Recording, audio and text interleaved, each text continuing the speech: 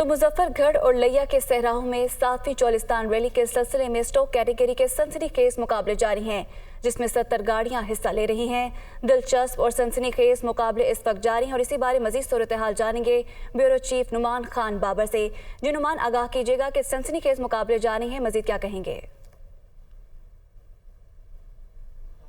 जी बिल्कुल, मुजफ्फरगढ़ और लिया के सराव में 7वीं चौलिस्तान जीप रैली का जो है आगाज हो चुका है। आज तीसरा रोज है और स्टॉक कैटेगरी के जो मुकाबले हैं वो जारी हैं। 70 से ज्यादा गाड़ियां जो हैं वो हिस्सा ले रही हैं और अब तक जो है 27 गाड़ियां जो हैं अपनी मंजिल की तरफ रवा दवा हैं। 190 किलोमीटर का जो ट्रैक है वो बनाया गया है। 8 चेक पोस्ट जो है यहाँ पर लगाई गई हैं। इसके साथ साथ जो प्रीपेड कैटेगरी के मुकाबले हैं वो कल होंगे, जिसमें जैन महमूद कुरैशी जो है अपने टाइटल का दिफा करेंगे, जबकि उनके मद्दे मुकाबिल नादिर मक्सी होंगे, जो कि कई मरतबा जो है आप फातेह रह चुके हैं।